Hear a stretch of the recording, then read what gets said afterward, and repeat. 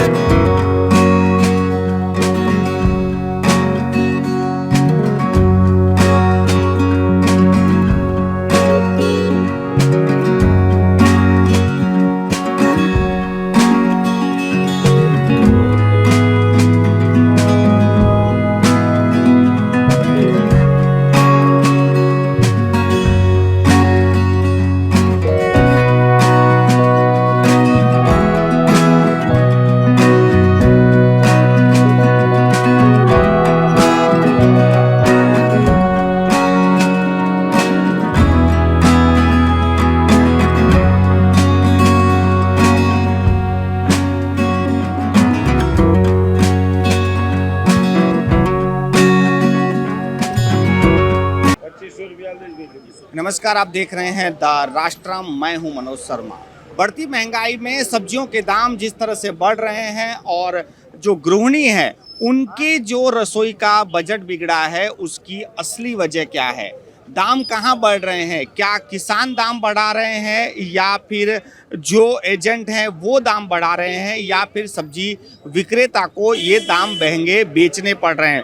इन सबको जानने के लिए हम आ गए हैं पादरा, और पादरा की जो सब्जी मंडी है वहाँ पर हम मौजूद हैं। इस समय सब्जियों के अलग अलग दाम हैं और जिस तरह से कहा जाता है कि हर घंटे यहाँ पर दाम बदल जाते हैं। राजू भाई, क्या कहेंगे सब्जियों के दाम, जिस तरह से आप किसानों से खरीदते हैं और फिर बेचते हैं, अभी क्या दाम चल रहे हैं और कितने समय में दाम बदलते हैं? अभी सब भाव गर्मी की वजह से सब भाव ऊंचा रहता है, माल कम आता है इसलिए. राजू भाई, जिस तरह से अभी कुछ दिनों से चर्चा चल रही है नींबू को लेकर, तो क्या नींबू पर क्या इतना वो हो गया है, क्या कारण है इसका? नींबू में क्या है कि अभी रमजान महीना चल रहा है, नींबू की ज़्यादा वो सब ऊपर होता है और नींबू कम हुआ है. अभी 2 दिन से आवक चालू हुई है, भाव 2 दिन से कम हुआ है. धीरे धीरे भाव कम होगा अब 2 दिन में. राजू भाई, खाली मैं समझना चाहता हूँ कि जो नींबू आज मार्केट में जो रेट में मिल रहा है, उससे यहाँ पर इसका रेट कैसे तय होता है? आपका कमीशन कितना होता है? किसान को कितना मिलता है? हमारा तो व्यापारी पे 7% कमीशन रहता है. किसान को जो भाव आता है वो किसान को दे देना पड़ता है. जो महाराजी होते हैं व्यापारी पर डिपेंड करता है, व्यापारी क्या भाव खरीद करता है अपने हिसाब से. वो बाहर बेचता है तो बाहर वो सूरत, अहमदाबाद जहाँ बेचता है वो अपने हिसाब से खरीदी करता है. जैसा जैसा उसका रेट आता है वैसे वहाँ जो भाव बिकता है उसके हिसाब से वो खरीदी करता है, भाड़ा चढ़ा के. वहाँ क्या भाव बिक्री होता है उससे. आपके यहाँ से जो सब्जियाँ खरीदी जाती हैं वो ग्राहक को मिलते मिलते दाम कितना बढ़ जाता है? समझो कि यहाँ से 30 रुपये के किलो ले गया वो, उसको सब भाड़ा लगा के उसका 5-7 रुपया खर्चा लगता है किलो पे. वो अपने हिसाब से फिर वो 50 रुपये किलो बेचता है, 5-10 रुपया उसका चढ़ा के वो बेचता है. मगर राजू भाई, मैं यही जानना चाहता हूँ कि आप यहाँ पर 20 किलो के भाव तय करते हैं, वहाँ पर दुकानदार 1 किलो पे अपना भाव 50 रुपये बढ़ा देता है और उसी से महंगाई कहीं ना कहीं बढ़ रही है, इसकी वजह है ये? तो व्यापारी क्या है उसके उसकी हिसाब से भाव लेता है ग्राहक से. जब कोई माल कम हो जाता है तो वो जो भाव अपना बढ़ा देता है, वहाँ अपने हिसाब से भाव लेता है वो. बहुत बहुत धन्यवाद हमसे बात करने के लिए।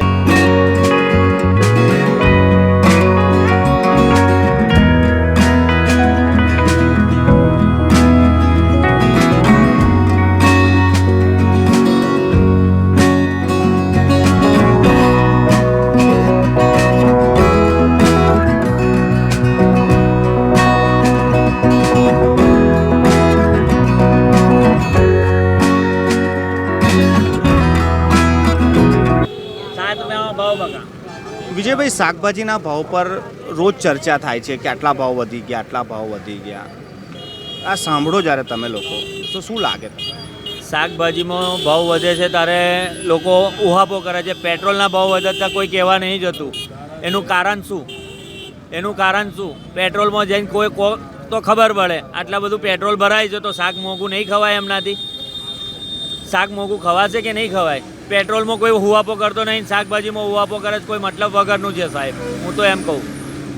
પણ આ જે શાકભાજીનો ભાવ વધારો થાય છે એનાથી સૌથી વધારે પ્રોફિટ કોને થાય? વેપારીને થાય, એજન્ટને થાય, કે દુકાનદારને થાય, કે ખેડૂતને થાય? ખેડૂતને તો પૈસો નહીં મળતો, પણ એ મિનિમમ જે વચ્ચે જે હોય એને 2 પૈસા મળી જાય. ના મળે એવું નહીં, પણ એને થોડા ઘણા પૈસા મળે. પણ કહેવા મતલબ એની પડતર કિંમત જ આવી રહે જતે દાડે. જતા સમયે જ્યારે બીજો માલ બધેલો વેચવાનો આવે તો એનું હોય પડતર એટલું જ આવી રહે કે જે 30% અને 40% માર્જિન એ કહે છે એ પણ 10% માર્જિન જ આવીને ઊભું રહે એનું. આ લોકો એવું કહે છે કે અમુક ટાઈમ એટલું બધું ખેતી થઈ જાય કે લોકો ખરીદદાર નથી હોતા. હા. અમુક વાર એવું હોય છે કે ખરીદદાર બહુ મળી જાય છે. આજે તમે કહો છો કે આ જે ગિલોડા છે, હવે તમે ક્યારથી બેઠા છો, લેવાવાળો તૈયાર નથી. અને આ જ વસ્તુ હું જ્યારે લારીઓમાં જઉં છું કે દુકાનમાં જઉં છું તો ત્યાં લોકો વેણીને બબ્બે બી લઈ લે છે. એ બબ્બે 3 એટલા માટે વેને કે એમને સારો માલ જોતો હોય. હવે જે અંદર ગિલોડા જાડા હોય એ હોમેવાળો ખેડૂત વેપારી હોય એ વેચે શું ભાવ? પછી બદલો જે પડ્યો હોય એ 10ના 250 વેચવા પડે. એટલે તમને 100 રૂપિયા કિલો ગિલોડા ખાવા પડે. વેની લો તો વેન્યા વગર લો તો તમને 20ના 250 મળે એમ. ખેડૂત તમારી પાસે શાકભાજી વેચવા આવે, બરાબર, ખેડૂતોને કેટલો આમાં કંઈ મળે છે કે નહીં મળે? ખેડૂતને જ્યારે ભાવ વધારો હોય ત્યારે જ પૈસા મળે અને ભાવ ઘટાડો હોય ત્યારે પૈસા નથી મળતા ખેડૂતને.